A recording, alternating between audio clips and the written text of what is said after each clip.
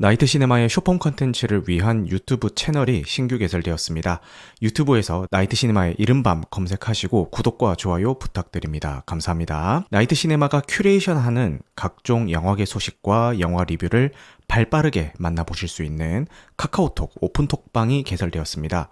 카카오톡 검색에 영화 뉴스를 검색하시면 나오는 발빠른 영화 뉴스와 리뷰 방에 입장하시면 됩니다.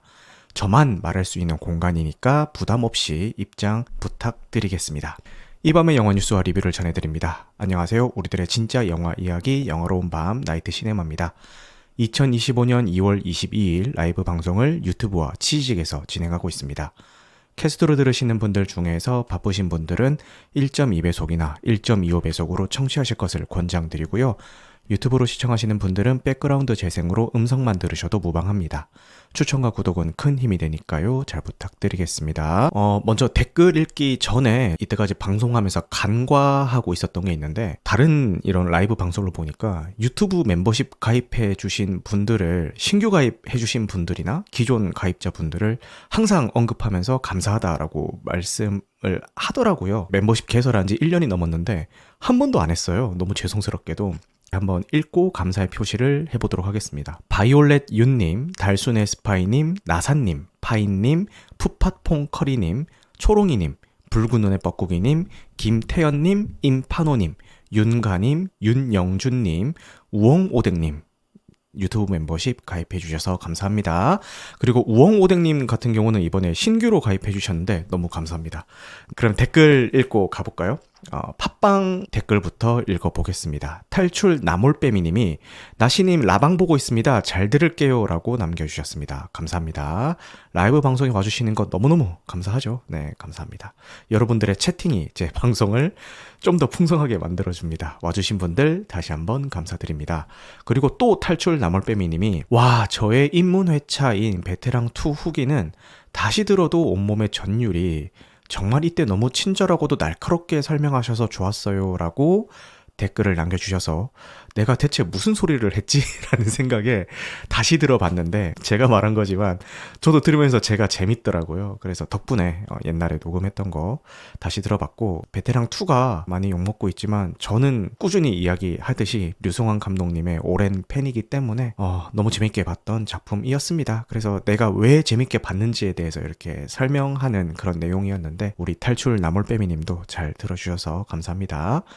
그리고 파랑1님께서 댓글을 남겨주셨는데 여러 가지 영화 관련 짤들을 남겨주셨는데 너무 재밌게 잘 봤습니다. 요거 제가 이 자리에서 설명하면 오히려 더 재미가 없고요. 이거 팟빵 댓글창 가셔서 파랑1님이 남겨놓으신 그 영화 관련 개그 짤들이 있거든요. 그런 거 한번 보시고 한번 웃으셨으면 좋겠습니다. 저는 엄청 웃었습니다. 그리고 파랑1님이 이번 주에 브루탈리스트 퇴마록 더 폴 디렉터스 컷 봤습니다. 아, 부럽네요. 저는 더 폴 디렉터스 컷 너무 보고 싶은데 저희 동네에 상영을 하긴 하는데 그 상영 시간대가 애매해서 아직 못 보고 있거든요. 그 밖에 퇴마록이나 브루탈리스트는 오늘 리뷰를 하도록 하겠습니다. 더 폴이 예술 영화인지 알고 볼까 말까 하다가 관람했는데 이야기도 괜찮고 영상미가 미친 수준이라 보길 잘했습니다. 저 영상미 이야기는 보시는 분들마다 얘기하시더라고요. 너무 궁금합니다. 그런 거 집에서 OTT로 보면은 체감이 거의 반감 될 거잖아요.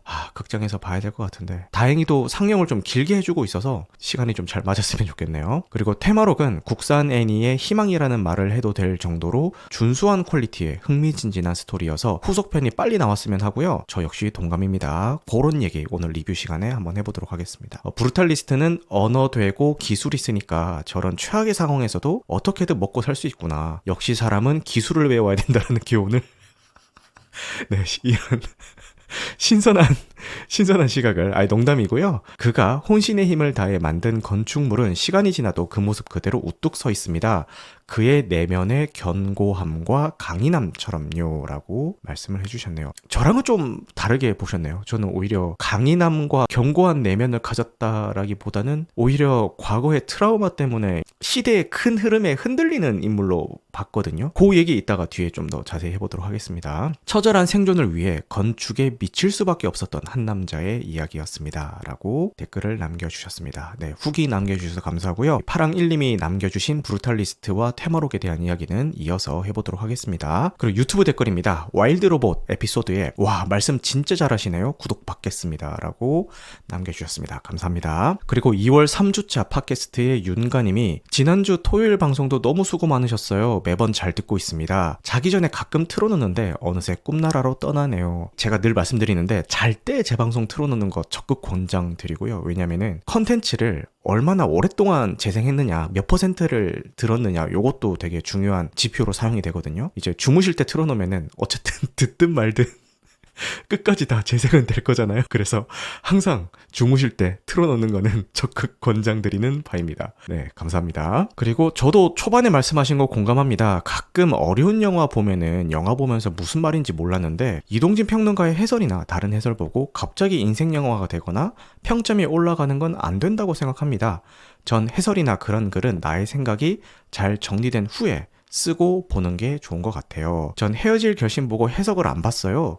너무 마음이 아파질 것 같아서요. 해석은 도저히 손이 안 가더라고요. 라고 댓글 남겨주셨는데 이 말씀은 반은 동의하고 반은 동의하지 않습니다. 제가 지난주 방송을 할 때 얘기하다 말아가지고 제 의도가 100%다 전달이 되진 않았는데 이동진 평론가의 이야기나 별점을 보고 이제 후다닥 그 별점 수정하는 거 자체는 저도 좀 부정적으로 보는 거긴 하지만 그런 해설 같은 걸 이제 보는 것 보는 것 자체는 그것까지 뭐라고 할 필요가 있나 싶기는 해요. 왜냐면은 저런 관점으로 영화를 봤을 때 저렇게도 해석이 가능하구나라는 거를 이제 다른 사람의 해석을 들으면서 배울 수도 있는 거고 그리고 이 브루탈리스트 같은 경우도 그랬는데 제가 아예 뭐 건축이나 미술 쪽으로 이 사전 지식이 없으면은 혼자 백날 생각해봤자 모를 수밖에 없는 그런 것들이 있어요. 그런 거는 이제 정말 잘 아시는 그런 분들의 이야기를 듣고 이제 아는 것도 방법이고 그것도 뭐 이렇게 감상의 방법 중에 하나가 아닐까라고 생각은 하는데 지금 윤가님이 말씀하셨던 애초에 보고 나서 좀 아리까리하고 나도 잘 모르겠는데 그 단순히 유명한 이제 평론가가 좋은 점수를 줬다고 해서 후다닥 막 별점 수정하고 요런 거는 제 생각에도 약간은 꼴불견이긴 하죠. 그렇지만 해설을 찾아보는 그 자체만으로 뭘 하기 좀 그렇다. 그냥 그것도 감상의 방법 중 하나다. 이런 생각이 듭니다. 뒤에 비키니 사진을 걸어두셨네요. 비키니가 아니고요. 여러분 원피스 수영복이라고 해야 되나요? 저런 선동과 날조에 속으시면 안 됩니다. 이거 영상으로 보시는 분들 말고 팟캐스트로 들으시는 분들은 뒤에 비키니 사진 걸어놨다라고 하면은 진짜 비키니 사진 걸어놓은 줄 알거든요.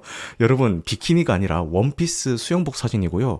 입고 있는 사진이 아닙니다. 그렇다고 벗고 있는 사진도 아니고요. 뭐랄까 그냥 저 원피스 수영복만 달랑 있는 그 사진이고 이상한 뭐 당구장 달력 이런 거 아닙니다. 그런 거 아니고 저기 서브스탄스 포스터입니다. 엄연히 예술적인 그 작품으로 이해해 주셨으면 좋겠습니다. 지금 이 영상으로 보시는 분들은 오해가 없으실 것 같은데 팟캐스트 들으시는 분들은 이제 오해 안 하셨으면 좋겠는 마음에 이렇게 버벅이면서 설명을 드리고 있습니다. 여기까지만 해명을 하도록 하겠습니다. 자, 그리고 우엉오뎅님께서 또 댓글을 남겨주셨습니다. 감독의 의도를 직관적이게 표현하면서도 세련되게 말해주는 영화야말로 손에 꼽히는 것 같다는 생각이 듭니다. 수려하고 멋있게 표현하다가 의도가 왜곡되어 의견 나눔이 아닌 분쟁이 생긴다면은 그것이야말로 모두가 슬퍼지는 방향이지 않나 싶어요. 나시님은 어떤 영화가 생각나실지 궁금해지네요. 그런 의미에서 브루탈리스트는 왜 많은 찬사를 받았는지 또 한 번 느끼고 갑니다. 라고 말씀을 해주셨습니다. 너무 모호하게 만든 바람에 이제 사람들끼리 언젠까지 생기는 그런 작품이 어떤 게 있냐라고 질문을 주신 것 같은데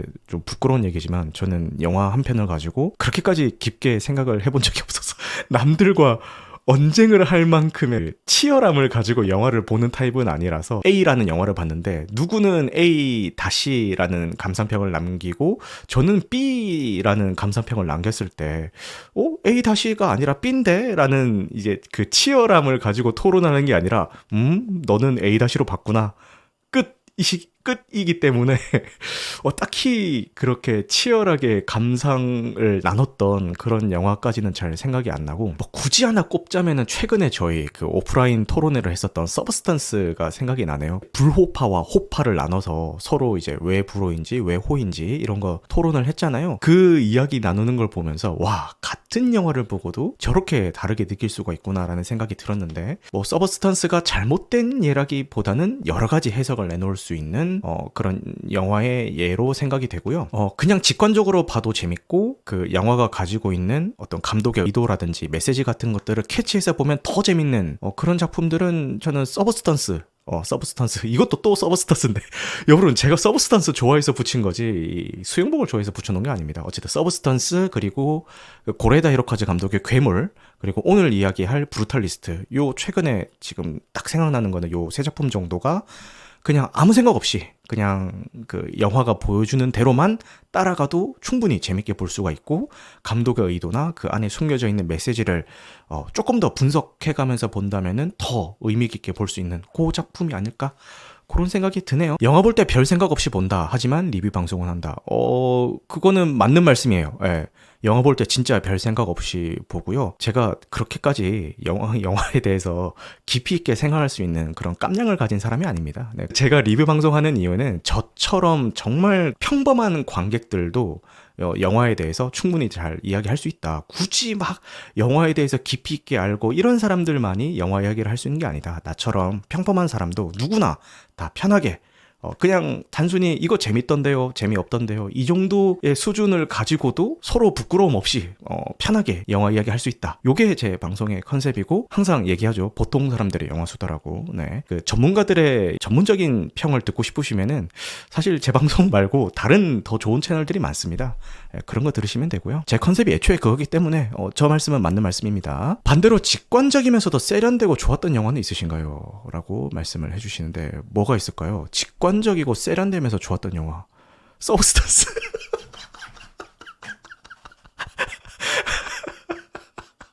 너무 서브스턴스 무새가 된 것 같은데.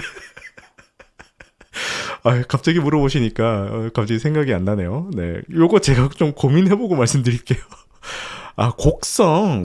그렇네. 곡성이 있었네. 그렇네. 곡성이 진짜, 뭐랄까, 관객이 완성시킨 작품이라는 생각이 들고, 저는 그게 뭐 안이 꼽게 보이진 않았고, 저는 오히려 그게 좋아가지고, 그 곡성 개봉 당시에는 이제 결혼 전이었거든요? 해석 하나 볼 때마다 극장에 한 번씩 갔어요. 사람들이 엄청 많은 해석을 내놨단 말이에요. 그게 맞는지 틀린지 영화를 통해서 확인하고 싶은 마음에 해석 하나를 접할 때마다 극장에 가서 한 번씩 봤던 것 같고, 영화를 총 극장에서만 5번 봤나? 그랬던 것 같습니다. 저는 그런 빈틈이 많고 모호해가지고 관객이 완성시켜주는 그 요소가 저는 오히려 그 당시에는 되게 재밌어서 그렇게 봤던 기억이 나네요. 기승전 서브스턴스 감독한테 뭐 받았나요? 좋은 작품을 받았죠. 네. 홍대병. 홍대병 아니고요. 네. 대부도 있고 캐리도 있습니다. 그렇네. 캐리는 안 봤고 대부는 1편만 봤습니다. 그 다음에 푸른별님께서 어제 콘클라베 봤는데 진짜 좋았습니다. 각본이 엄청 치밀하고 쫀쫀하다고 느꼈어요. 2시간 반이 순식간에 지나갑니다. 동감하고요. 이거 여러분들 라이브에 와주신 분들, 캐스트로 들으시는 분들, 진짜 콘클라베 개봉하면은 꼭 보세요. 진짜 재밌습니다. 진짜 재밌습니다. 네, 꼭 보시면 아까 저기 우엉고댕님이 말씀하셨던 그냥 직관적으로만 봐도 세련되고 재밌는 작품 뭐가 있을까요? 콘클라베 딱 생각나네요. 콘클라베가 그런 작품이었던 것 같습니다. 이거 진짜 골 때리거든요. 보면은 지난 방송 시간 때 제가 콘클라베 찬양을 엄청 막 했죠. 네, 요거 정식 개봉하면은 제가 또 리뷰를 하도록 하겠습니다. 세상에 캐리를 안 보셨다니, 뭐 안 볼 수도 있죠. 그죠? 콘클라베 원작도 좋습니다. 맞아요. 그 소설이 원작이더라고요. 콘클라베 각본이 미쳤어요. 졸제밈 맞습니다. 진짜 재밌게 봤습니다. 그리고 레드룸스 영상에 댓글이 남겨졌습니다. 마지막 멘트에서 말씀하신 의문들은 스포를 안 하기 위해서 말씀하신 거죠? 그렇습니다. 보통 다른 영화 리뷰 영상들을 보면은 맞고 틀린 걸 떠나서 단정적으로 평을 하는 경우가 많은데, 님은 그렇지 않은 것 같아서 개인적으로는 좋습니다. 영상을 뜨게 하기 위한 방법으로는 반대로 하시는 게 유리할 것 같습니다. 아무튼 좋은 리뷰 잘 봤습니다. 감사합니다. 이 얘기를 제가 요즘 좀 자주 듣고 있거든요. 그러니까 너무 황희정승처럼 니 말 말도 옳다. 그래, 네 말도 옳다. 너무 이렇게 얘기를 하면은 영화에 대해서 아예 비판하거나 아니면 아예 막 그 좋다고 찬양하거나 이런 게 아니라 그래, 네 말도 옳구나. 그래, 네 말도 옳구나. 이런 식으로 하면은 그걸 좋게 보는 사람도 있겠지만 그런 컨텐츠는 잘 뜨지를 못한다. 설사 반대 의견에 부딪히더라도 내 의견을 아주 강하게 집어넣어서 좀 어필하는 게 이제 영상 컨텐츠 떡상 면에서는 좀 더 좋을 수 있다. 이런 이야기도 많이 듣고 있고, 그리고 다른 채널에서도 다 할 수 있는 그런 이야기보다는 이제 너만이 할 수 있는 그런 이야기를 좀 했으면 좋겠다. 이런 이야기를 많이 들었어요. 언제 들었냐면은 제가 브루탈리스트 대본을 쓰는데 너무 이제 영화에 대해서 이야기할 거리가 많으니까 이제 고민을 많이 했어요. 고민하고 있는 제 머릿속을 좀 정리해 주시기 위해서 다른 채널에서도 다 할 수 있는 그런 얘기 말고 그냥 그 나시님이 느낀, 나시님만이 할 수 있는 그런 얘기를 쓰면 돼요. 굳이 막 뭐 건축이 어떻고 브루탈리즘이 어떻고 이런 얘기는 다른 채널에서 많이 했잖아요. 나시님이 하고 싶은 얘기 하세요. 오히려 그 얘기 덕분에 좀 머릿속이 정리가 되면서 순식간에 대본을 써내려 갔던 것 같습니다. 그래서 그 조언을 해주셨던 우리 초록님 감사합니다. 네, 어쨌든 레드룸스에 저걸 남겼길래 내가 또 레드룸스에서 무슨 얘기했지 기억이 안 나가지고 네, 영상을 다시 봤는데 제가 녹음한 거지만 제가 봐도 재밌더라고요. 자, 이제 댓글 읽기는 여기까지 하고 근황 토크는 영화 관련된 이야기를 좀 준비해봤는데 영화 뉴스랑도 좀 겹치겠네요. 김세론 배우가 이제 2월 16일 향년 25살의 나이로 스스로 생을 마감했습니다. 먼저 삼가 고인의 명복을 빕니다.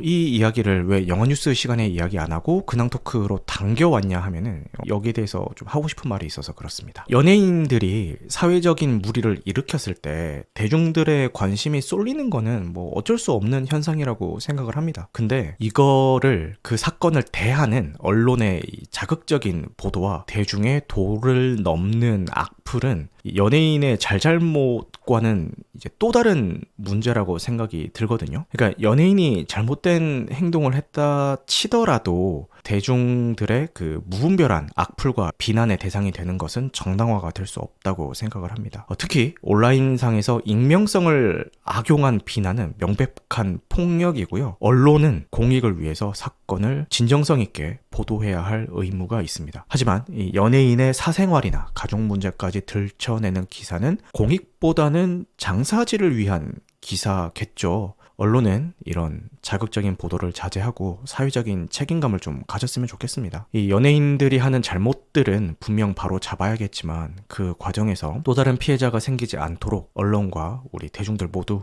좀 성숙한 자세를 가졌으면 좋겠어요. 사실 이 연예인 자살 사건이 나올 때마다 이 똑같은 얘기를 제가 방송에서 계속 하고 있는데 이게 수년째 도돌이표 되고 있는 것 같습니다. 너무 안타깝고요. 다시 한번 삼가 고인의 명복을 빌고 더 이상 같은 피해자가 나오지 않기를 바라겠습니다. 대표적인 사이버 레카 중에 한 명의 신상이 특정되었다라는 기사가 떴더라고요. 사이버 레카를 포함해서 일부 연예부 기자들도 그렇고 도를 넘는 악플을 다는 그 악플러들도 그렇고 허위 사실과 비방을 통해서 타인을 끌어내리며 살아가는 이들은 그에 합당한 처벌을 받게 된다는 것을 널리 알리는 사례로 남기를 바라겠습니다. 우울한 얘기는 여기까지 하고요. 그 이동진 평론가 별점 이야기하면서 별점 이야기가 잠깐 나왔는데 여기 계신 분들이나 이 팟캐스트로 들으시는 분들도 영화 감상 후에 뭐 왓챠피디아나 키노라이츠 같은 곳에 별점 많이들 남기실 겁니다. 그래서 뭐 이동진 평론가나 박평식 평론가가 어느 작품에 뭐 별점 몇 개를 줬다 뭐 이런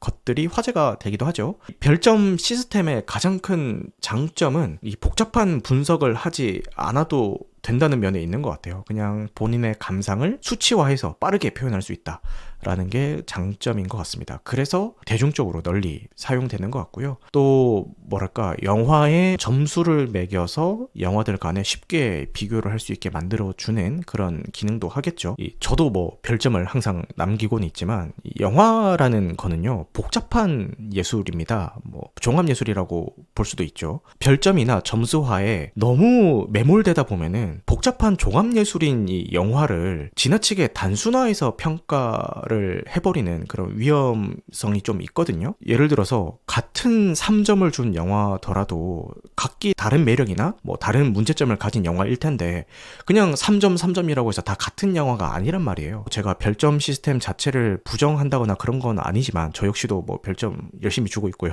이 별점에 너무 매몰되거나 집착하시지 마시고요. 그냥 구체적인 영화에 대한 감상을 정리하는 그런 습관도 한번 가져보셨으면 좋겠습니다. 이 100명의 관객이 있다면은 100가지의 감상이 나올 수 있다 이런 얘기도 있잖아요. 그러니까 별점은 뭐 편리한 도구이긴 하지만 이 방송을 들으시는 분들만이라도 너무 별점 그 자체에 매몰되기보다는 이 짧은 글로라도 이렇게 영화에 대한 감상을 좀 써보시는 연습을 하시는 게 좀 더 풍성한 감상을 남길 수 있는 방법이 되지 않을까 그런 생각에 아까 이동진 평론가의 별점 뭐 이런 얘기 하다가 생각의 꼬리를 이어서 한번 이야기를 해봤습니다. 마지막으로 한 가지 근황 토크를 말씀드리자면은 제가 월요일부터 목요일까지 회사 교육을 갑니다. 근데 이 교육이 합숙 교육이에요. 그리고 그 교육 기간 중에는 휴대폰을 이제 제출을 해야 됩니다. 그래서 이제 8시 반부터 6시 반까지는 휴대폰 사용이 안 됩니다. 지금 라이브 방송 편집본을 내일 하루 만에 다 편집을 해야 되고 오늘 이야기할 테마록과 브루탈리스트의 이제 개별 영상도 자막 작업까지 해서 내일 하루 만에 다 끝내야 되는 그런 상황이에요. 거기가 이제 인터넷이 안 되거든요. 정확히는 와이파이 환경이 안 됩니다. 그리고 테더링도 안 됩니다. 엄연한 사내기 때문에 다 막아놨어요. 모바일 데이터만 쓸 수 있는 그런 상황인데 그마저도 일과 시간에는 휴대폰을 제출해야 되고 일과 시간이 끝나고 나서야 이제 쓸 수 있는 그런 상황이에요. 그래서 제가 거기에 막 들고 와서 영상 편집하라고 그럴 시간이 없습니다. 그런 환경이 안 됩니다. 그래서 내일 하루 만에 다 끝내야 되는 그런 상황인데 어쨌든 뭐 열심히 한번 해보겠습니다. 합숙교육 다녀와서 다시 또 인사드릴 수 있도록 할게요. 집을 떠나서 기분 째지는 방장이면 개추라고 하는데 솔직히 말씀드리면은 진짜 오히려 걱정이 더 크고요. 이 집을 비운다는 게 한 번도 일해 본 적이 없어가지고 좀 걱정이 더 크고 가정적인 것도 있지만 컨텐츠 면으로 봤을 때도 좀 느긋하게 편집을 하고 싶은데 내일 하루 만에 다 해야 되니까 너무 쫓기듯이 하게 될 것 같아서 오히려 걱정이 좀 더 큽니다. 뭐 어쩌겠어요. 회사 교육인데. 근데 먹고 사는 게 1순위니까 뭐 따라야죠 뭐. 오픈 채방 들어갔는데 나 신입만 대화가 되나 보네요. 네, 저만 말할 수 있습니다. 청취자분들 중에서 제 영화 리뷰나 아니면 제가 공유하는 영화 뉴스 같은 것들이 궁금한데 사람들이랑 소통해야 되는 그런 부담감을 가지시는 분들이 생각보다 많아요. 이 영화 관련 커뮤니티를 오래 하다 보면은 생각보다 약간 내향형인 분들이 많습니다. 그런 분들은 이제 휴대폰에 카카오톡 그 안 읽은 메시지가 쌓이는 것부터가 사이버 디지털 공해처럼 느껴지시는 분들도 있고요. 그런 분들을 위해서 저만 말할 수 있는 정말 영화 뉴스 그리고 영화에 관련된 제 생각 그리고 제 영화 리뷰 요것만 딱 올라오는 그런 오픈 톡방을 만들었는데 괜찮구나 라고 생각을 하고 있습니다. 이번 주 개봉작부터 한번 얘기를 해볼게요. 괜찮아 라는 작품이 개봉을 합니다. 김혜영 감독의 장편 데뷔작이고요. 제74회 베를린 국제영화제 제너레이션 K 플러스 부분에서 최우수 장편 영화상을 수상을 했습니다. 요 일의 배우가 인영이라는 역으로 나오고요. 진서연 배우가 설아 역이고 손석구 배우가 도국 역인데 특별 출연일 겁니다. 손석구 배우는. 줄거리는 인영은 한국 무용을 전공하는 고등학생으로 갑작스러운 교통사고로 어머니를 잃고 홀로 남겨집니다. 경제적인 어려움으로 집에서 쫓겨난 인영은 자신이 소속된 예술단의 연습실 지하실에서 몰래 생활하다가 엄격한 감독 설아에게 발각이 됩니다. 라는 이야기를 가지고 있습니다. 별 기대가 없었는데 요거 시사회에 다녀오신 분들이 하나같이 다 영화 되게 잘 뽑혔다라고 이제 호평을 하시는 거예요. 원래 관심이 하나도 없다가 갑자기 그 시사회 후기를 듣고 나니까 관심이 좀 생기더라고요. 시간 되면 한번 감상해 보도록 하겠습니다. 시어러 무비님이 윤성은 평론가가 추천하시던데 그거 거의 잡스럽다 들으시는구나. 네, 거의 잡스럽다 해서 제가 윤성은 평론가가 이 괜찮아 보고 와서 이제 추천하시는 거 들었거든요. 그 윤성은 평론가 이외에도 실제 주변에서 시사회 다녀오신 분들도 다 영화 괜찮다 이렇게 얘기를 하셔가지고 갑자기 관심이 생겨서 요거 시간 되면 한번 보도록 하겠습니다. 간만에 잘 나온 소품 영화로서 기대가 됩니다 라고 하시고요. 거의 잡스럽다 들으신 거 맞구나. 저도 열심히 듣고 있습니다. 그리고 첫 번째 키스라는 일본 영화가 또 개봉을 하는데 괴물의 사카모토 유지 작가가 각본을 쓴 작품이고 일본에서는 2월 7일 날 이미 개봉을 했는데 개봉 첫 주 박스오피스 1위를 기록한 작품이라고 합니다. 이혼 위기에 처한 칸나는 갑작스러운 사고로 남편 카게루를 잃게 됩니다. 그러던 중 칸나는 우연히 15년 전에 젊은 카게루를 만나게 되고 그와 다시 사랑에 빠지면서 새로운 이야기가 펼쳐집니다 라고 있다라고 하네요. 요것도 시사회가 있었던 것 같은데 시사회 다녀오신 주변 분들이 간만에 볼만한 일본 영화가 나온 것 같다라고 이야기를 하시던데 요것도 한번 주목해 보도록 하겠습니다. 윤가님이 첫 번째 키스 나쁘지 않아요 라고 말씀을 해주시네요. 그리고 이번 아카데미에서 많이 노미네이트가 된 작품이죠. 컴플리트 언노운이 개봉을 합니다. 밥 딜런의 삶을 다룬 작품이고요. 제82회 골든글러브 시상식에서 작품상, 남우주연상, 남우조연상 부문에 노미네이트가 됐습니다. 안타깝게도 수상은 다 못한 걸로 알고 있는데 수상을 못했더라도 이 노미네이트가 됐다는 것만으로도 의미가 있는 작품이죠. 주요 출연진은 티모시 샬라메가 밥 딜런 역을 맡았고요. 모니카 바바로, 엘 페닝, 에드워드 노튼, 보이드 홀브룩이 출연을 해줍니다. 줄거리는 1961년 젊은 로버트 짐머만, 이 로버트 짐머만이 훗날 이 밥 딜런이죠. 네, 로버트 짐머만이 포크 가수가 되겠다는 꿈을 안고 뉴욕에 도착하면서 시작이 됩니다. 문화적 격변기를 배경으로 무명 뮤지션에서 시대의 아이콘이 되기까지의 여정을 그립니다 라고 하네요. 컴플리트 언노운 저는 굉장히 좋았는데 음악에 관심 없는 분들께는 지루할 수도 있을 것 같아요 라고 초자연님이 말씀을 해주시네요. 그리고 루카 구아다니노 감독의 2009년작 욕망 3부작 중에 첫 번째 작품인 I am Love가 재개봉을 합니다. 제83회 아카데미 시상식에서 의상상 후보에 올랐던 작품이죠. 틸다 스윈튼이 주연을 맡았고요. 시놉시스는 밀라노의 부유한 사업가 가문 레키가의 러시아 출신 며느리 엠마의 이야기입니다. 겉으로는 완벽해 보이는 삶을 살고 있지만 내적으로 공허함을 느끼던 엠마는 아들의 친구이자 요리사인 안토니오와 만나면서 격정적인 사랑에 빠지게 됩니다 라고 하네요. 제가 아직 보지는 못했지만 이 영화의 매니아들이 굉장히 많으시거든요. 극장에서 접하실 수 있는 분들은 한번 보셨으면 좋겠습니다. 그리고 많은 분들이 기대하시는 미키 17, 저는 항상 미키 17이라고 읽는 게 입에 붙었는데 미키 17이 개봉을 합니다. 요거는 수요일 개봉이 아니라 금요일 개봉입니다. 2월 28일 개봉이죠. 봉준호 감독의 신작이고요. SF 소설 미키 7을 원작으로 하고 있고 제75회 베를린 국제영화제에서 비경쟁 부문으로 프리미어 상영될 예정입니다. 로버트 패틴슨, 나오미 에키, 스티븐 연, 토니 콜렛, 마크 러팔로 등이 출연을 해주고요. 특히 로버트 패틴슨과 마크 러팔로의 연기력이 상당히 호평을 받고 있더라고요. 줄거리는 우주식민지 개척이 시작된 2050년대를 배경으로 주인공 미키는 익스펜더블이라 불리는 복제인간으로 위험한 임무를 수행합니다. 미키가 17번째 죽음을 맞이한 순간 그가 사망한 줄 알고 새롭게 생성된 미키 18호와 조우하면서 예측 불허의 이야기가 펼쳐집니다 라는 이야기네요. 요 IGN에서 리뷰가 남겨졌는데 10점 만점에 8점을 줬고요. 리뷰 요약만 요 스포일러가 없는 선에서 간단히 소개해드리자면은 봉준호 감독 특유의 독창적인 세계관과 비주얼이 돋보인다. 로버트 패틴슨의 뛰어난 연기가 영화의 중심을 잡아준다. 정체성, 자아, 그리고 인간의 가치에 대한 깊이 있는 탐구를 보여준다. 봉준호 감독의 첫 헐리우드 블록버스터답게 뛰어난 시각 효과를 선보인다. 무거운 주제를 다루면서도 적절한 유머를 통해 균형을 유지한다 라는 평을 남겼습니다. 그리고 다른 해외 매체에서는 봉준호 감독의 영어권 작품 중에서는 최고작이다 이런 이야기도 남겼더라고요. 저는 개봉 당일인 28일날 감상을 하게 될 것 같습니다. 퇴마록이랑 브루탈리스트 뭐부터 소개할까 되게 고민을 많이 했는데요. 일단 개봉일 기준으로 먼저 개봉했던 브루탈리스트를 할지 아니면은 스포일러가 의미가 없는 이 퇴마록을 먼저 할지 좀 고민을 했는데 스포일러가 의미 없는 이 퇴마록을 먼저 하고 그 다음에 브루탈리스트 소개를 좀 해보도록 할게요. 브루탈리스트나 퇴마록이나 다 뭐 스포일러 같은 거 신경 안 쓰고 대본을 쓰긴 했지만 사실 두 작품 모두 다 제가 이야기하는 것 정도는 알고 보셔도 크게 지장이 가는 작품은 아닙니다. 안 보신 분들도 그냥 참고 자료 정도로 들으셔도 된다라고 말씀은 드리겠지만 혹시나 이런 거 예민하신 분들은 나중에 이 영화를 보고 나서 이 녹음본으로 나중에 따로 들으실 것을 권장드리겠습니다. 먼저 퇴마록 이야기부터 한번 해볼게요. 이거 기다리시는 분들이 많으시던데 원작 소설책 얘기하시는데 원작 소설책이 지금 다 이북도 절판되고 종이책도 절판이 됐죠. 네.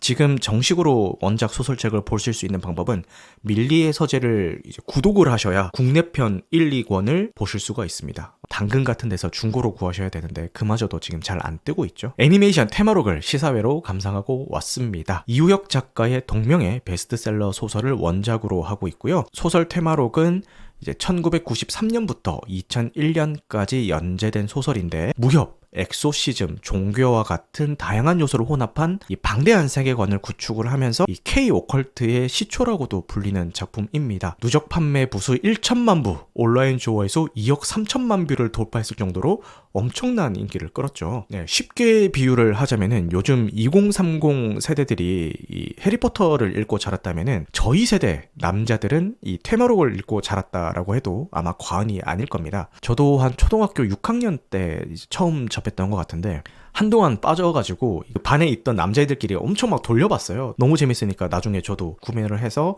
막 손에 쥐고 다니면서 팍 읽고 막 그랬던 기억이 나네요. 네, 물론 뭐 너무 오래된 일이기 때문에 내용이 자세히 하나하나가 다 기억나는 건 아니지만 몇 가지 인상 깊었던 요소들은 기억 속에 추억으로 남아있는 그런 작품입니다. 당시에 스마트폰이 있어요. 뭐가 있어요? 뭐 테마록, 외란종 결자, 드래곤라자 책을 읽는 거예요. 막 그랬던 시절이 있었습니다. 네, 이런 추억이 있었기 때문에 저 역시 이번 작품을 손꼽아서 이제 기대를 했는데 기대를 하고 봤음에도 꽤 재밌게 감상을 했습니다. 감상평을 이야기하기 전에 이번 작품의 내용이랑 등장인물 소개를 좀 간단하게 하고 진행을 해보겠습니다. 이번 작품은 원작에서 박신부와 현암, 준후가 처음 만나게 되는 에피소드인 하늘이 불타던 날 에피소드를 각색을 했고요. 원작자인 이후역 작가와 함께 시나리오 각색 작업만 3년을 했다라고 합니다. 실사 영화화가 된 테마록이 엉망진창인 거는 유명하죠. 원작의 설정만 가져다가 이상한 작품을 만들어놨고 심지어 원작자인 이후역 작가가 최대한 도움을 주고자 노력을 했음에도 거의 반영을 안 시켰던 그런 일화도 있죠. 이 팬들도 망작이라면서 손가락질 하는데 원작자 입장에서는 뭐 어떻겠어요. 가슴이 찢어지는 것 같았겠죠. 그래서 한동안 이 테마록의 영상화를 원치 않았는데 이번에는 각색 작업 전체에 참여를 하면서 영상화가 성사가 된 것 같습니다. 많은 에피소드들 중에서 이 하늘이 불타던 날을 선택한 이유는 이 각 캐릭터를 소개를 하면서 테마록을 모르는 관객들도 즐길 수 있는 이 에피소드로 적합해서가 아닐까 싶어요. 일단 이 테마록의 대서사의 시작을 알리는 상징적인 에피소드이기도 하고 테마사들의 첫 만남을 묘사하는 에피소드이기도 하거든요. 단 인물 중에 하나인 승희는 국내편 후반에 합류하기 때문에 이 하늘이 불타던 날에서는 등장하지 않는 게 맞습니다. 그런데 이번 애니메이션에서는 이 작품의 시작과 끝에 승희가 잠깐 나오긴 하는데 이 메인 스토리에서는 활약은 하진 않죠. 근데 이 포스터나 마케팅 문구 같은 데서는 마치 이 승희도 활약하는 것처럼 묘사를 해놔서 약간 좀 어리둥절하긴 했습니다.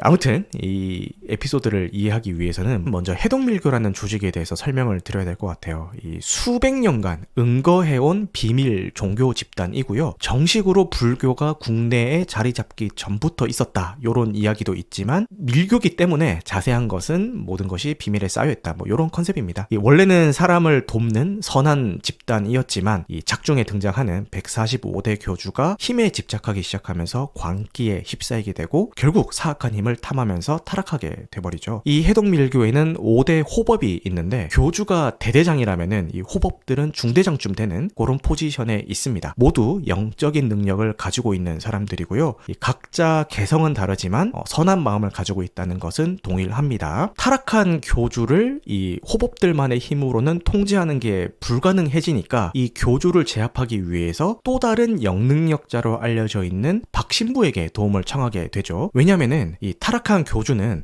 5명의 호법들의 능력을 다 파악을 하고 있잖아요. 그래서 외부인인 박신부의 능력은 이 교주가 모르니까 이 박신부를 데리고 와서 사건을 좀 해결을 해보자. 요런 생각이었던 것 같아요. 여기서 호법들이 캐스팅해서 데리고 오는 박신부는 훗날 이 테마록을 이끌어가는 테마사 4인방 중에 리더격이 되는 인물입니다. 원래는 의사였는데 악령의 씨인 한 소녀를 구하지 못한 그 트라우마 때문에 가톨릭에 입문하게 되어서 사제가 되지만 이 교리에 반하는 행위로 인해서 파문당하게 됩니다. 이 교리에 반하는 행위가 뭔지 정확하게는 잘 모르겠는데 아마 추측건데 승인받지 않은 뭐 구마의식을 했다던가 뭐 그런 쪽이 아닐까 싶어요. 근데 파문당한 몸이지만 누구보다도 독실한 신앙심을 가지고 있고 거기서부터 나오는 강한 기도력을 가진 인물입니다. 이 게임으로 쉽게 설명을 하자면은 탱과 딜이 동시에 되는 그런 캐릭터겠죠. 그리고 이 해동밀교에서는 또 준후라는 아이를 보살피고 있는데 정확한 나이는 기억이 안 나는데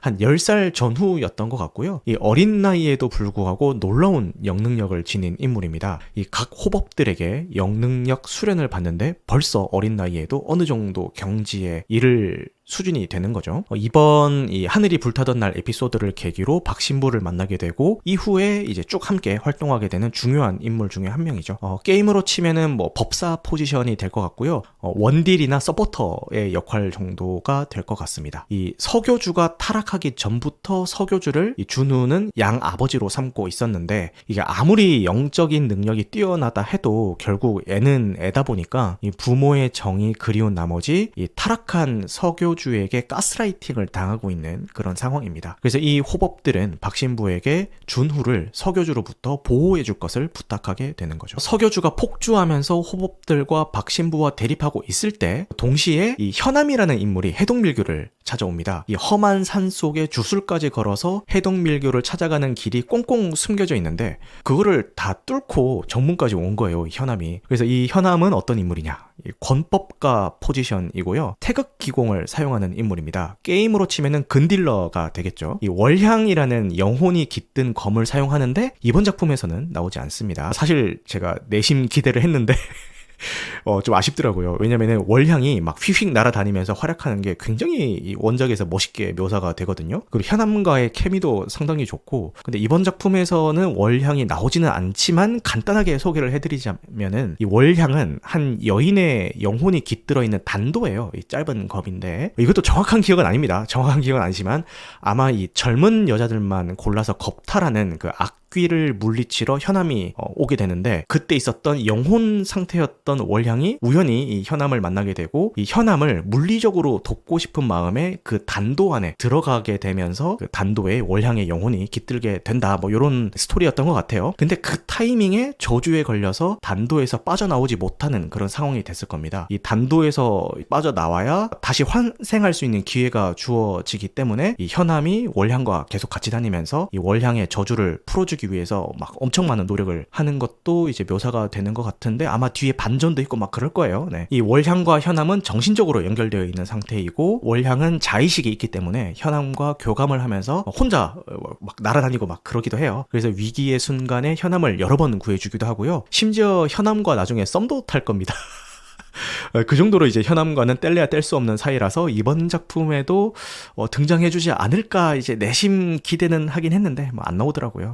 정확히는 검이랑 썸을 타는 게 아니라 그 검 안에 깃들어 있는 영혼과 썸을 타게 되는 거죠. 다시 현암 이야기로 돌아와서 이 현암은 여동생 현아를 알 수 없는 존재에게 잃은 뒤 이 복수심에 불타가지고 악귀들을 찾아다니면서 내력을 이용해서 싸우는데 그 과정에서 큰 부상을 입게 됩니다. 그 부상을 입은 걸 한 법사가 구해주게 되는데 그 법사의 모든 내공을 현암에게 쏟아부어주면서 현암이 다시 살아나게 되죠. 근데 처음 보는 현암을 왜 저렇게까지 도와줬나 싶었는데 그 법사의 생각은 본인이 이 내공을 다 가지고 있는 것보다 이 내공을 현암에게 다 주는 게 장차 훗날 더 많은 사람들을 살릴 수 있을 거라고 판단해서 그렇게 도와줬다고 하더라고요. 그리고 현암이 본인의 힘을 제대로 다루지 못하는 것을 보고 해동밀교에 있는 장호법을 찾아가라 라고 조언을 해주는데 이 장호법이 앞서 설명드렸던 해동밀교 5명의 호법 중에 한 명이자 그 박신부를 캐스팅한 박신부의 친구입니다. 그래서 교주가 그 난리를 피우고 있는 그 타이밍에 현암이 해동밀교에 도착을 하게 되는 거죠. 그래서 자연스럽게 5명의 호법, 박신부, 현암 요 3명이 교주와 대립하게 되는데 생명을 제물로 바쳐가면서 악의 힘을 손에 넣은 교주와 교주에게 지속적으로 가스라이팅을 당해온 준후를 상대로 이들은 과연 승리할 수 있을까요? 승리하겠죠? 당연히 이 테마록이라는 대소사의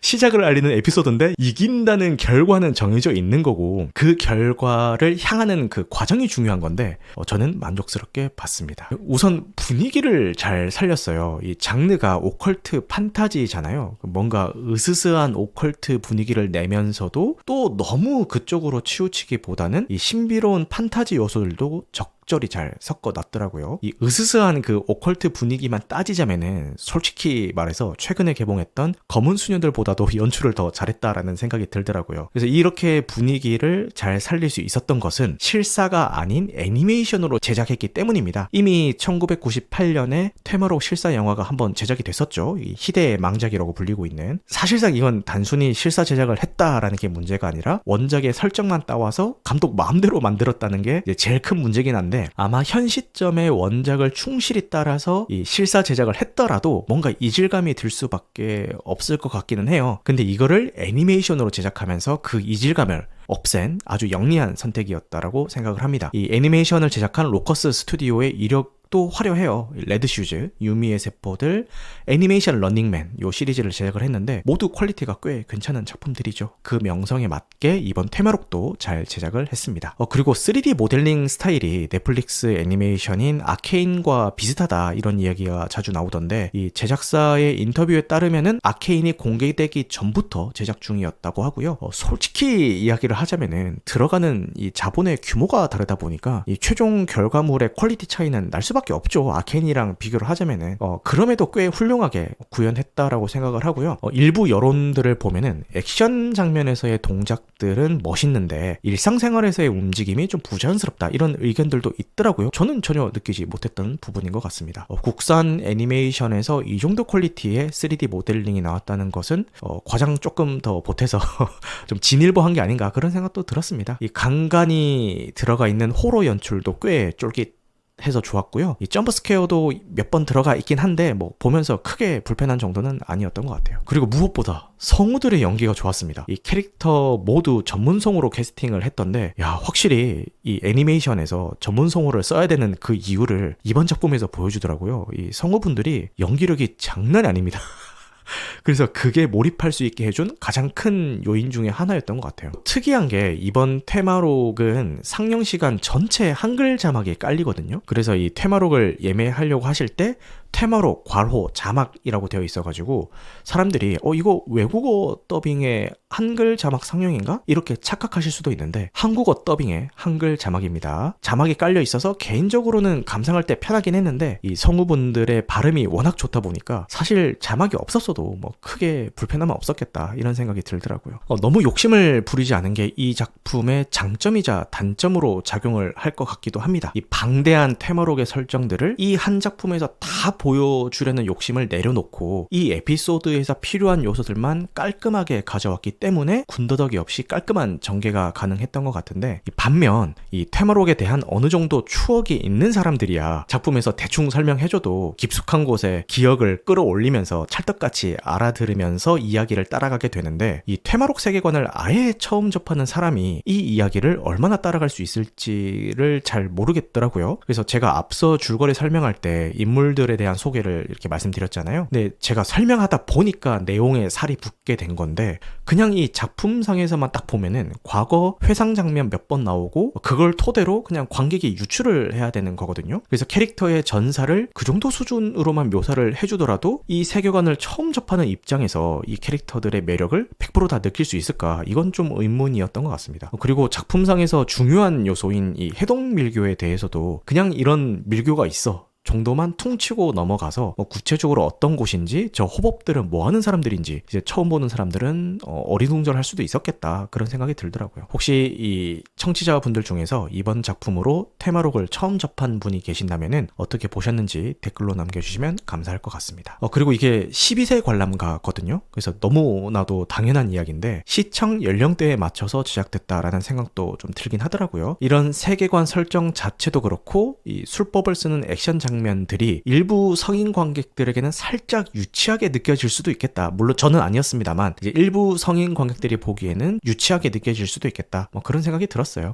그리고 이거는 제가 느끼는 가장 큰 단점인데 뭔가 딱 집어가지고 어느 특정 구간이 늘어진다 이런 느낌이 드는 게 아니라 전반적으로 전개가 조금씩 늘어져 있는 그런 느낌이에요. 전개 속도가 전반적으로 0.75배속 정도로 진행되는 그런 느낌? 그러니까 이야기 전개의 속도감이 좀 아쉽긴 하더라고요. 그럼에도 불구하고 애니메이션 테마록은 한국 애니메이션 시장에 큰 영향을 주게 될 작품이라는 생각이 듭니다. 2024년에 사랑의 하츄핑이 있었다면은 2025년은 이 테마록의 해가 될 것 같습니다. 이 테마록의 손익분기점이 100만 관객이더라고요. 이 애니메이션 치고는 좀 높은 수치이긴 한데 사랑의 하츄핑이 손익분기점 50만 관객에 최종 관객 120만을 기록을 했고 역대 국산 애니메이션 중에 최고 기록을 했던 이 마당을 나온 암탉도 손익분기점 150만에 최종 관객 220만인 걸 봤을 때 저는 이 테마록도 손익분기 달성은 충분히 기대해볼 만하다 그런 생각을 하고 있습니다. 기술적 완성도와 장르적 매력을 모두 갖추기도 했고 이 지갑 사정이 두둑한 왕년의 팬들과 지금 시점에 처음 접하는 세대들도 입문할 수 있는 에피소드를 다뤘다 라는 면에서 그렇게 생각이 들고요. 이 매블쇼 시네마 지옥에 감독님이 게스트로 나오셨던데 이 원래는 시리즈물로 계획된 프로젝트였다고 하더라고요. 그런데 코로나 시국 등 여러 가지 우여곡절을 거치면서 영화로 시작된 거라고 하네요. 그래서 이번 작품의 쿠키 영상에서 이 후속작을 암시하면서 끝이 나게 되는데 아마도 이 승희가 퇴마사 일행에 합류하게 되는 에피소드인 초상화가 부르고 있다. 요 에피소드가 될 것 같습니다. 이 승희의 아버지가 악령에 씌이면서 벌어지는 일을 다루는데 승희가 본인의 힘을 깨닫게 되면서 이 퇴마사 일행에 합류하게 되는 이 중요한 에피소드이기 때문에 이번 작품이 손익분기점을 돌파하면서 차기작도 제작이 되기를 바라보겠습니다. 요거는 테마록 외적인 이야기이긴 한데요. 아까도 말씀드렸던 제작사인 로커스 애니메이션의 이 드래곤 라자를 애니메이션으로 만들 수 있는 제작 판권이 있다라는 기사가 났더라고요. 드래곤 라자 역시 테마록과 동시대를 풍미했던 이 판타지 소설이기 때문에 언제가 될지 모르겠지만 이 정도 퀄리티로만 제작을 해줘도 만족할 것 같다라는 생각이 들고, 이 드래곤 라자는 제가 예전에 이북으로 구매해 놓은 게 있어가지고 이 테마록을 못 구하는 이 상실감을 드래곤 라자 이북을 이제 휴대폰으로 이제 틈틈이 좀 보고 있는데 지금 읽어도 굉장히 술술 잘 읽히더라고요. 그래서 상당히 재밌게 보고 있습니다. 이 테마록의 후속작뿐만 아니라 이 드래곤 라자에 대한 애니메이션화도 잘 되길 바라고, 그렇게 되기 위해서는 지금 오늘 소개해드리고 있는 이 테마록이 잘 돼야 되는데 제 생각에는 분명 잘 될 것 같다. 왜냐면 지금 뭐 스레드나 각종 커뮤니티에 후기들이 올라오고 있는데, 물론 뭐 어느 정도 아쉬움에 대해서 이야기를 하는 분도 계시지만 대부분의 분위기는 호평 분위기로 흘러가고 있는 것 같아요. 작품 퀄리티만 보자면은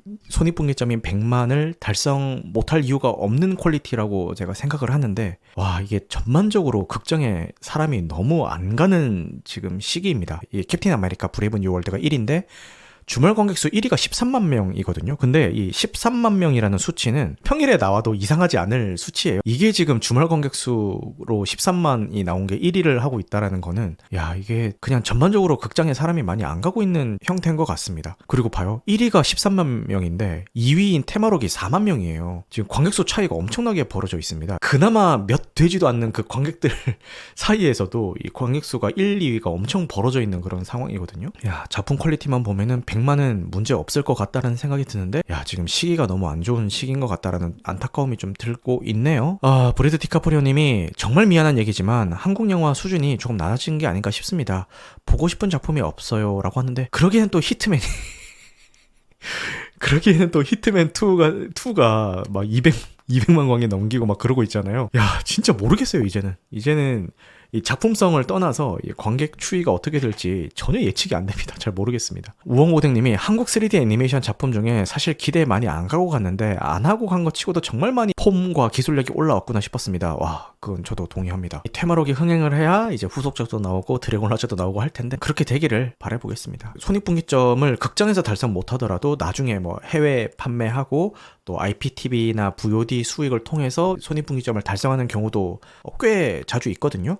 그렇게 해서라도 손익분기점을 달성하기를 바라보겠습니다. 네, 그러면 이제 브루탈리스트 이야기를 해보겠습니다. 이 브루탈리스트도 스포일러를 포함하고 있지만 이거를 듣고 영화를 보셔도 아마 더 깊이 있게 느낄 수 있는 것들이 많으실 작품이기 때문에 그냥 편하게 이야기하도록 하겠습니다. 네, 지금 시네필들 사이에서 가장 핫한 작품 브루탈리스트를 감상을 했습니다. 이 작품이 많이 언급이 되고 있는 게 크게 두 가지인데요. 두 가지를 먼저 짚고 좀 시작을 해보자면은, 먼저 이동진 평론가의 호평입니다. 이 이동진 평론가는 이 고전이 될 운명을 타고난 듯한 영화라면서 브루탈리스트를 호평을 했고 2025년 첫 만점을 준 작품이기도 하죠. 그리고 CGV에서 진행되고 있는 언택트 톡 상영 또한 뜨거운 반응을 얻어서 추가 편성까지 됐었죠. 요런 것 때문에 많이 입에 오르내리고 있는 것 같은데, 뭐 사실 뭐 이 시작부터 이동진 평론가가 뭐 이랬다더라 저랬다더라 언급하는 게 뭐 듣는 사람에 따라서는 그게 뭐가 중요하다고 시작부터 이런 이야기부터 꺼내고 있냐 이렇게 생각하실 수도 있는데, 이 대중의 관심도를 무시할 수는 없다라는 생각이 듭니다. 서두에도 말씀드렸던 것처럼 이 이동진 평론가의 평에 따라서 막 우르르 별점 수정하고 막 작품 감상 후에 무슨 정답지 펼쳐보듯이 언택트 톡이나 GV 듣고 뭐 이런 거를 부정적으로 생각하시는 분들도 많으신 걸로 알고 있는데 어떤 맥락에서 하시는 우려인 줄은 알겠습니다만 그래도 이런 영향력이 있으니까 이렇게 좋은 작품을 한 사람이라도 더 보게 되고 사람들 사이에서 한 번이라도 더 언급될 수 있게 된 게 아닌가 그런 생각도 한번 해봅니다. 이동진 평론가뿐만 아니라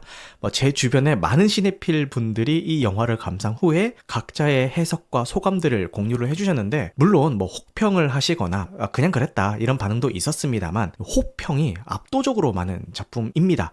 그래서 더 입에 많이 오르내리는 작품이 아닐까 싶습니다. 그리고 두 번째 입에 많이 오르내리게 된 이유는 인터미션입니다. 이 국내 관객들에게는 영화에 인터미션이 있다라는 게 생소하긴 하죠. 저도 오랜 시간 극장 관람 경험을 해왔지만 이 인터미션을 체험해보는 건 처음이었거든요. 제가 극장에서 본 제일 긴 영화가 플라워 킬링 문인데 이게 3시간 25분이에요. 근데 브루탈리스트는 인터미션 15분을 포함해서 3시간 34분이라길래 인터미션 넣은 거 이게 너무 호들갑이 아닌가? 이 인터미션 15분은 상영 시간에서 빼고 별도로 말해야 되는 거 아닌가? 이런 생각을 감상 전에는 했는데 영화를 보고 나서는 생각이 좀 바뀐 것 같아요. 요거는 뒤에 좀 더 자세히 설명을 하도록 하겠습니다. 여기서 말씀드리고 싶은 거는 이 3시간 34분이라는 시간이 물론 긴 상영 시간이지만 영화의 몰입도가 높기 때문에 이 체감 시간은 그리 길게 느껴지지 않기도 하고 중간에 인터미션도 15분이 주어지니까 너무 큰 걱정하지 마시고 일단은 극장에서 한번 보셨으면 좋겠다. 요런 취지에서 인터미션을 서두에서 말씀드렸습니다. 자, 그러면은 지금부터 본격적으로 제가 어떤 점에서 이 작품을 인상 깊게 봤는지에 대해서 스포일러를 포함해서 이 영화를 보신 분들이 듣고 계신다는 가정하에 설명을 드리도록 하겠습니다. 먼저 브루탈리스트라는 이 제목에 대해서 이야기를 해봐야 될 것 같아요. 이 주인공인 라질로 토스가 추구하는 건축 스타일이 브루탈리즘인데 이 콘크리트 건축물이 그대로 드러나는 건축 양식을 말하는 거죠. 쉽게 이야기하자면은 인스타 갬성 카페를 생각하시면 될 것 같습니다. 이 건축 재료를 그대로 노출시켜 놓는 곳들이 많이 있잖아요. 여기에다가 리스트를 붙이면서 이 주인공인 라질로 토스를 가리키는 제목이 아닌가라는 생각이 들었습니다. 이 브루탈리즘이 1950년대에 영국에서 전쟁 후 재건 사업을 진행하면서 이제 처음 등장했다고 하더라고요.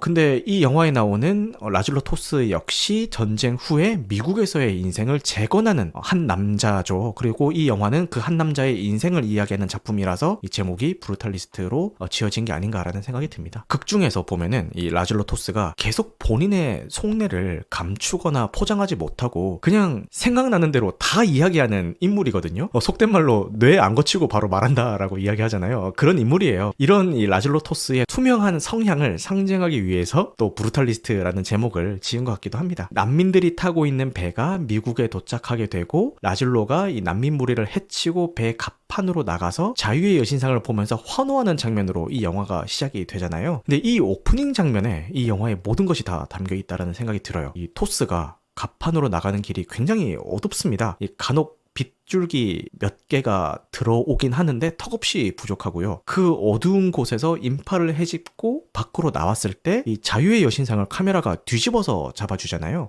되게 웅장하고 멋있게 잡아줄 법도 한데 뒤집힌 자유의 여신상을 잡아줍니다. 처음에는 이 앞길이 보이지 않는 상황에서 몇 가닥의 빛만 쫓아가다가 밝은 곳에 다다랐을 때 드디어 희망을 찾게 되는 건가? 라고 생각을 하게 됐는데 이 뒤에 이 라질로 토스가 어떤 일을 겪게 되는지를 알고 본다면은 이 뒤집힌 자유의 여신상은 결국 그가 찾았다고 생각한 자유는 진정한 자유가 아니게 될 거라는 것을 이제 암시해주고 있는 그런 장치로 사용됐다라는 것을 이제 알 수 있겠죠. 시각적인 것 이외에도 그 장면에서 나레이션으로 깔리는 이 라줄로의 부인 에르제벳의 편지에서도 직접적으로 언급이 됩니다. 이 정확한 대사는 기억이 안 나지만 가장 위험한 상황이 자유롭다라고 생각이 될 때다라는 그런 뉘앙스의 대사가 직접적으로 나오기도 하죠. 그래서 많은 분들이 건축물이나 미술작품에 비유해서 멋진 해석들을 많이 해주시던데 솔직히 저는 관련 지식이 없다 보니까 거기까지 가지 못했고요. 결국 이 작품은 오프닝에서도 보여줬듯이 등장인물들의 자유와 억압에 대한 이야기라는 생각을 하면서 감상을 했습니다. 자유와 억압이라는 키워드를 가지고 이 작품에 대해서 이야기를 해보자면은 먼저 라질로 토스부터 봐야 될 것 같은데 이 나치를 피해서 미국으로 이주하여 자유를 얻었지만 결국 자유라고 생각했던 미국 이주는 새로운 형태의 속박의 시작이 되어버리죠. 자유를 얻은 줄 알았지만 속박이 되어버린 것은 사실은 이 마약을 통해서도 은유되고 있습니다. 미국을 향해 가는 배에서 부러진 콧뼈의 약인 줄 알고 복용을 시작을 했지만 결국 그 약에 중독되어 버려서 라줄로 토스를 피폐하게 만들어 버리죠. 토스가 받게 되는 속박은 이민자에 대한 편견과 그 시선이 될 수도 있고요. 무엇보다도 벤 뷰런으로부터 가장 큰 속박을 받게 됩니다. 이 부유한 후원자인 벤 뷰런의 지원으로 본인의 건축적인 예술성을 발산할 수 있는 기회를 얻게 되지만 동시에 자본의 논리에 의해서 속박당하게 되어버리죠. 예술적인 욕망과 상업적인 요구가 끊임없이 충돌하면서 창작의 자유를 속박당하게 됩니다. 영화의 가장 후반부인 에필로그에서는 비로소 그의 작품이 인정을 받아서 이 사회적인 명성과 경제적 자유를 얻는 것처럼 보이지만 이 늙고 병든 토스는 휠체어에서 초점 없는 눈동자로 신체의 한계에 속박당해 있습니다. 이 토스의 아내인 에르제벳도 마찬가지죠. 이 수용소를 탈출해서 자유를 얻지만 수용소 생활의 후유증으로 하반신을 쓰지 못하게 돼서 휠체어에 의존하고 있습니다. 이 남편인 토스를 만난 뒤에 모든 것이 다 잘 될 것 같지만 이 과거의 트라우마와 병으로 인해서 끊임없이 고통받기도 하죠. 그리고 원래는 명문대를 졸업하고 번듯한 직장도 있었던 것으로 보이지만 미국에 와서는 이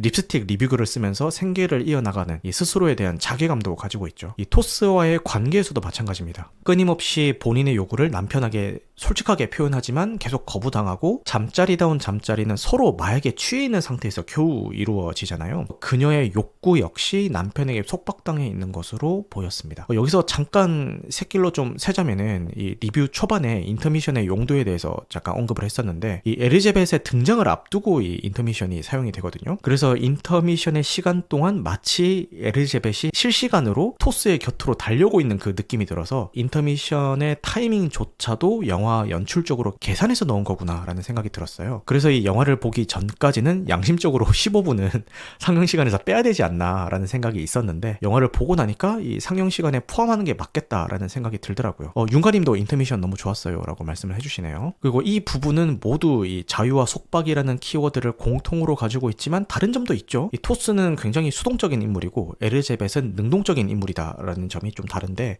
극 중에서 토스는 본인의 의지로 뭔가를 이루어낸다기보다는 다른 사람의 영향력으로 인해서 이루어내고 있습니다. 이 미국에 올 때 배를 타고 오잖아요. 파도에 떠다니는 배처럼 토스의 인생의 큰 물살에 떠다니는 인물이라는 해석이 되게 재밌더라고요. 이것도 어떻게 보면은 능동적이라기보다는 떠다니게 되는 거니까 수동적이 되는 거겠죠. 그리고 자유의 여신상을 보기 위해서 밝은 곳으로 나오는 그 토스도 스스로의 힘으로 뛰어나온다라는 그 느낌보다는 보이지 않는 기류에 등 떠밀려서 나오는 것처럼 묘사가 되잖아요. 여기서도 수동적인 인물이라는 것을 표현하고 있는 것 같았습니다. 사실 이 부분은 저는 생각을 못했는데 이 인스타그램 그 영화 인플루언서인 머물리코님의 이 리뷰를 보니까 맞네 그렇네 라고 생각이 들었어요. 처음 미국에 왔을 때 사촌의 가구점에서도 그랬고요. 그 다음에 만나게 되는 벤 뷰런과의 관계에서도 그렇죠. 본인이 능동적으로 할 수 있는 것은 오직 창작에 대해서만 나타나는데 이마저도 사실 가구점을 하는 사촌이나 이 벤 뷰런이 없었더라면은 어림도 없는 일이었겠죠.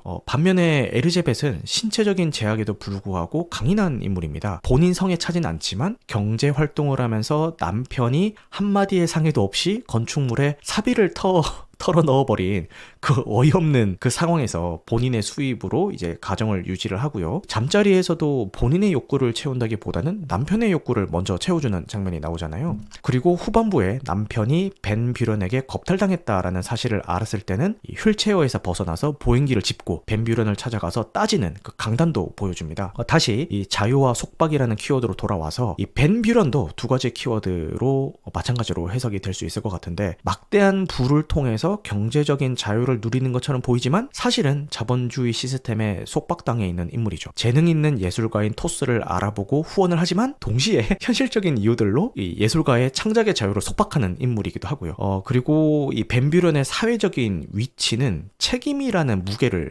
지게 만듭니다. 토스와의 출장지에서 이 토스를 동성 강간하는 장면이 나오는데 다른 많은 해석들도 많았지만 저는 이 벤 뷰런이 사회적인 시선 때문에 본인의 정체성을 숨기고 있었다라는 생각이에요. 그런데 그 당시의 시대상을 생각을 하자면은 이 성소수자가 받는 사회적인 시선은 말도 못했을 것 같거든요. 그래서 이 문제의 장면이 나오기 전에 파티장에서 이 토스를 유혹하는 여자를 토스가 이렇게 막 뿌리치는 장면이 나오는데 그거를 벤 뷰런이 뱀비련이 2층 높이에서 지그시 바라보다가 그 다음 장면에서 이제 그 문제의 장면이 나오거든요. 이 여자를 뿌리치는 토스를 보고 뱀비련도 이제 속마음으로는 야 너도? 이런 생각을 하면서 이제 시도를 한 것 같고, 물론 뭐 말 더럽게 안 듣는 이 토스를 복종시키려는 의미도 있었겠지만, 상식적으로 이 동성애 성향을 가진 사람이 아니고서야 이 복종시키려는 그 이유만으로 일단 겁탈을 하려면은 남성의 경우에 신체의 변화가 있어야 되잖아요. 근데 그냥 복종시켜야지라는 그 생각만으로 신체의 변화가 생기진 않았을 거라고 생각을 해요. 그 사회적인 위치에 따른 시선과 이제 책임감 때문에 본인의 성향을 속박당해 있던 인물이 아닌가라는 생각이 그렇게 자연스럽게 들었습니다. 표면적으로는 이 뱀비련이 가장 자유로운 인물로 보일 수도 있겠지만, 실제로는 아까도 말씀드린 것처럼 이 지위와 권력에 의해서 속박당해 있는 인물이라는 생각이 들고요. 그가 하는 모든 결정과 행동은 항상 사회적이나 이 경제적인 영향력을 고려해서 이제 행동을 해야 되잖아요. 그래서 그런 제약을 받고 있는 인물이 아닌가라는 생각이 듭니다. 그래서 이처럼 모든 주요 인물들에게서 이 자유와 속박이라는 키워드를 읽을 수가 있는데, 결국 이들은 모두 자유를 추구하지만 누구 하나 진정한 자유를 얻지 못하죠. 전쟁의 트라우마,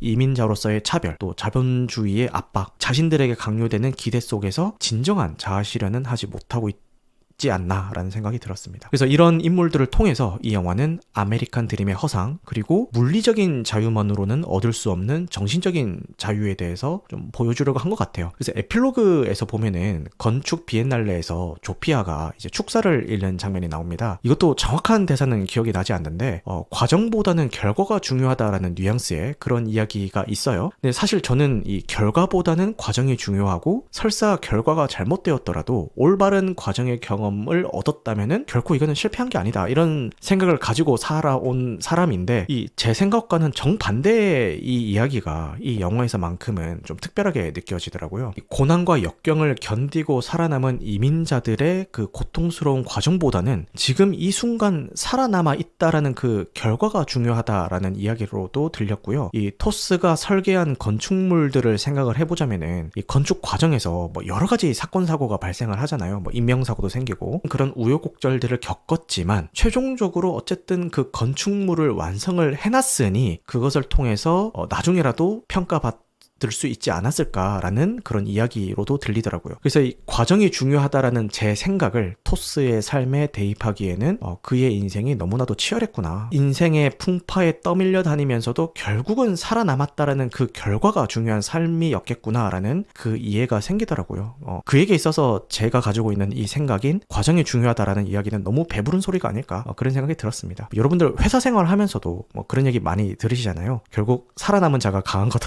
같은 맥락의 이야기인 것 같습니다. 방금 제가 이야기했었던 이 과정과 결과에 대한 이야기는 앞서서 강조했었던 이 자유와 속박처럼 양면성을 또 지니고 있는 이야기이기도 해요. 좋게 해석을 하자면은 건축물이라는 결과가 남았기 때문에 이 토스가 인정받을 수 있었던 것이었겠지만, 다르게 해석을 해보자면은 결국 인정받은 것은 결과물이지 이 토스의 과정이 아니거든요. 그러니까 토스가 그 고생했던 그 과정들은 결과에 가려져서 어느 누구 하나 알아주지 못하고 있지 않나라는 생각이 들었거든요. 그리고 그 건축물을 토스 혼자 만든 게 아니잖아요. 수많은 관련자들과 그 공사 현장에 인부들이 있었을 텐데, 그들 중에서 과정이든 결과든 인정받을 수 있었던 사람이 몇 명이나 될까요? 토스에 집중해서 보자면은 뭐 잘된 결말일 수도 있겠지만, 이민자라는 좀 더 넓은 범위에서 보자면은 그 결과물을 위해서 희생당한 사람들이 떠오를 수밖에 없더라고요. 브루탈리스트 후기들을 보다 보면은 이 에필로그가 사족같이 느껴졌다, 뭐 이런 이야기들도 보이던데, 저는 이런 의미에서 이 에필로그는 꼭 필요한 부분이었다라는 생각이 듭니다. 지금까지 제가 막 주절주절 이야기한 걸 들어보시면은 너무 막 복잡하고 어려운 영화처럼 느껴질 수도 있는데, 뭐 솔직히 말하면은 저도 리뷰 준비하면서 고민을 되게 많이 했거든요. 내가 어디까지 이해를 하고 준비를 해야 되나. 대단한 심층 리뷰는 다른 채널에서 많이 했으니까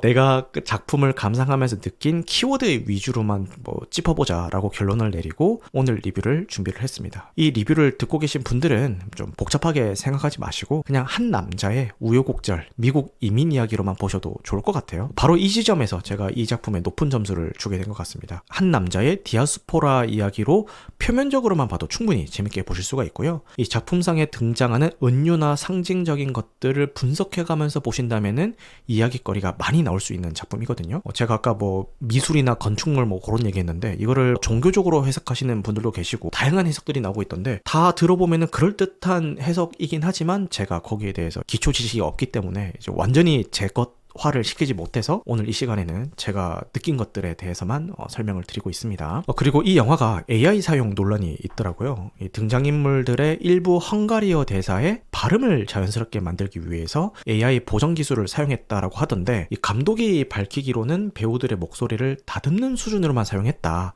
그래서 배우들의 연기는 오롯이 그들의 것이다 라고 이 감독님이 인터뷰를 했더라고요. 영화계에서 유독 이 AI 사용에 대해서 민감하게 반응하는 것 같기도 한데 이 정도의 사용은 뭐 문제 삼을 만한 게 되나 싶어요. 사실 단순히 AI를 사용했다 안 했다 보다는 무엇을 위해서 어떻게 사용했는지가 중요하다라고 생각이 들거든요. 캐릭터의 특성을 더 잘 살리기 위해서 보정 용도로만 사용을 했다라는 것은 뭐 굳이 문제 삼을 필요가 있나 뭐 그런 생각이 듭니다. 이 브루탈리스트가 수많은 시네필들의 극찬을 받고 있기도 하고 그리고 각종 영화제에서 주목받고 있는 작품임에도 불구하고 이 브래디 코베 감독의 인터뷰에 따르면은 이번 작품을 통한 수익이 0원이라고 하더라고요. 그 부분이 좀 안타깝게 들렸던 것 같습니다. 이 제97회 아카데미 시상식에서 작품상, 감독상, 남우주연상을 포함해서 10개 부문에 노미네이트가 되었던데 좋은 성과를 거둬서 감독님의 다음 행보가 더 나은 환경에서 진행될 수 있기를 바라보겠습니다. 그래서 오늘 이 자유와 속박이라는 키워드를 위주로 이 브루탈리스트에 대한 이야기를 해봤는데 대본을 쓸 때는 나름 생각 정리를 잘 했다라고 생각을 했는데 이게 말하다 보니까